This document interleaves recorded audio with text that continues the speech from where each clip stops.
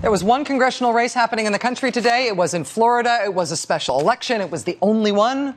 Republican David Jolly won in Florida's 13th congressional district. None of the other congressional races that will happen this year are happening anytime soon. None of them are going to happen for another 8 months. But you know, what is time, really?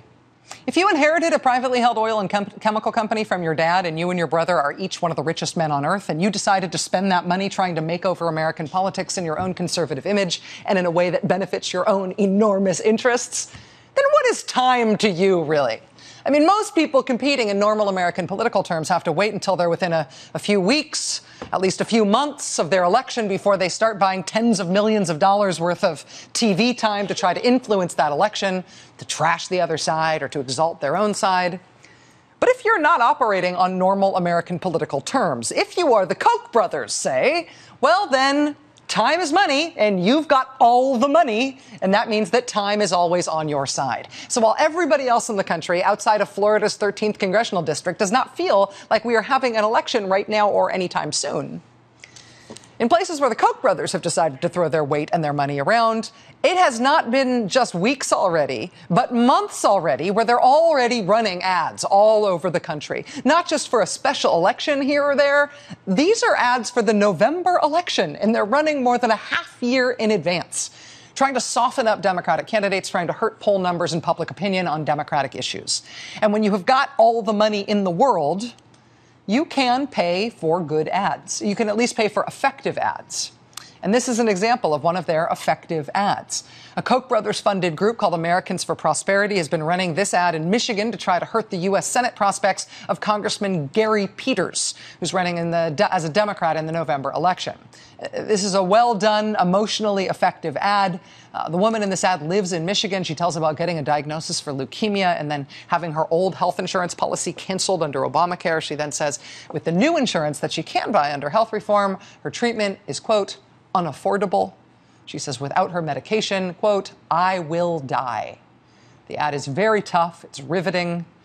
And, you know, she is a real person facing a real illness, and may the woman who is in this ad get well soon. Nobody wishes her anything but the best. But even though that ad remains effective, it is still turning out to be a big embarrassment for the Koch-funded group that made it, and potentially a big political problem, not just for them, but also more broadly for the Republicans who are trying to capitalize on these Koch-funded groups that are making these ads and running these campaigns. Right after the ad appeared, the Washington Post fact-checked it. They reported that the woman was eligible, actually, for a new plan that would include her doctor who she liked, and it would also cut her monthly premiums in half.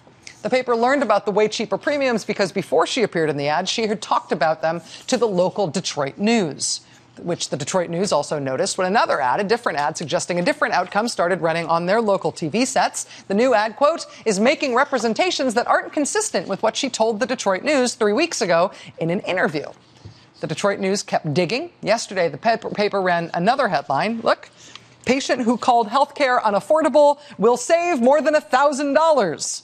Continuing, quote, the new plan will save her at least $1,200 compared with her former insurance plan. When advised of the details of her new plan, the patient said the idea that it would be cheaper, quote, can't be true. She said, quote, I personally do not believe that. Some things are apparently not believable when you don't want to believe them. Koch brothers say they are not responsible for that ad. We asked them about it today. They referred us to Americans for Prosperity, which produced the ad and which they fund. Americans for Prosperity told us the woman liked her old plan. We asked them if they had heard anything from the Koch brothers about the ad being debunked. We did not get an answer to that. Over the past few weeks in Washington, Democrats have talked about holding the Kochs accountable for the campaigns they fund and the ads their money buys. Though it's not always obvious when Koch money is involved or when the ads are not telling the truth. Senate Majority Leader Harry Reid has made a point lately of calling out the Koch brothers for false and misleading ads about Obamacare. It's kind of his new thing in Washington.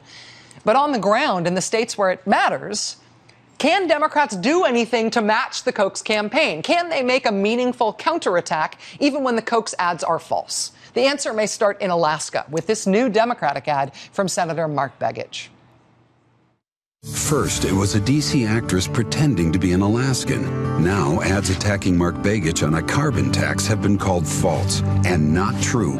Who's behind the attacks? The Koch brothers. The billionaire Koch brothers. I do not believe it. They come into our town, buy a refinery. Just running it into the ground. Leaving a mess. A lot of Alaskans are losing jobs, and I'm definitely concerned about the drinking water. I don't go down to tell them what to do. I expect them not to come up to Alaska and tell us what to do.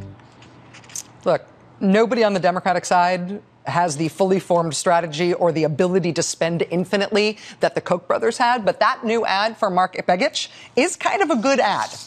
Are the Democrats just going to do that here and there where they can afford to? Are they going to be able to match the Kochs ad for ad, make the Kochs false ads about health care actually hurt them?